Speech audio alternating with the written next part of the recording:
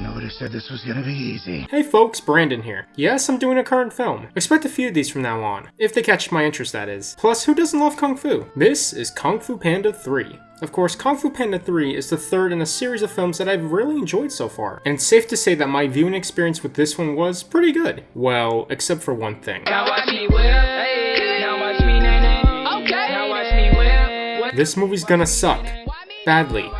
Anywho, the story follows our famous dragon warrior Po, played again by Jack Black, having his life interrupted by the appearance of his biological father, Lee, played by Bryan Cranston. Not only is this a surprise to Po to see his father alive, but that there exists a whole village of other pandas who were believed to be long gone. However, his happy reunion is interrupted with the appearance of Chi Master Kai, played by J.K. Simmons, who plans on stealing the chi of all Kung Fu masters. With that, Po must band together his panda family and friends to try and master the art of chi in order to stop him.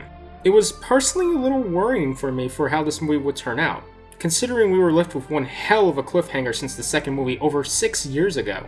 But I can tell you that this was certainly worth the wait. Po is as endearing as ever with his charm and humor between himself and other characters, which thankfully has not run dry at this point, especially with the addition of new faces such as Po's father Lee, who is just as lovable as a dragon warrior himself. It was quite nice seeing this bond between Po and Lee develop in its own quirky way, with the addition of Mr. Ping, Po's adoptive father, being less than happy about it. We of course have quite a few new pandas to adore ourselves with, which have their own endearing features with their shared screen time.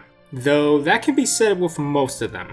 Kate Hudson plays a panda named Mei Mei, and in this film seems to flirt with Po a few times, but it never really goes anywhere. Why even have her hit on him to begin with? Not that I really cared for it, considering that I think throwing in a sappy love interest would have derailed this film's story, which thankfully the narrative doesn't tread those grounds at all. Plus, Po and Tigers forever.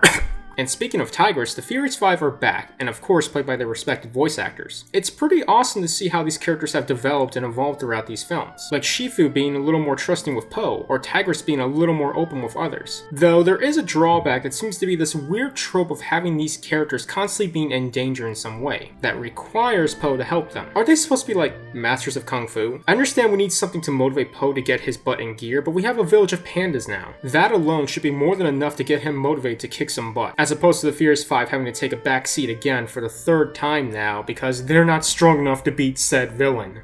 The villain himself is pretty cool. I wouldn't say he's as memorable as Lord Shen from the last one, but hey, he's played by J.K. Simmons, whose voice alone is quite intimidating. I'm gonna get my engineers to invent a combustible lemon that burns your house down! Of course, with these films there's always a heavy dose of much needed fighting, and as the last two films, it's animated brilliantly. Fights are intense, characters jumping, dodging, rolling, and weapons being thrown. Just lots of fast-paced action with added humor that the series is known for, which blend together perfectly with the designed backgrounds and new environments that we're led through. Overall, there does seem to be a conclusive feel to this film. Not that it's likely considering how popular these movies are, but it's sort of difficult to tell where they can take the story now. Not that I wouldn't mind seeing these guys again.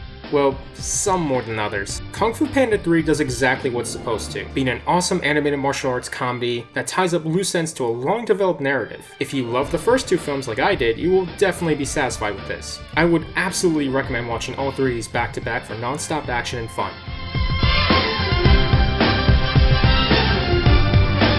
Thanks again guys, and expect another video from me very soon. And as always, I'll see you all next time.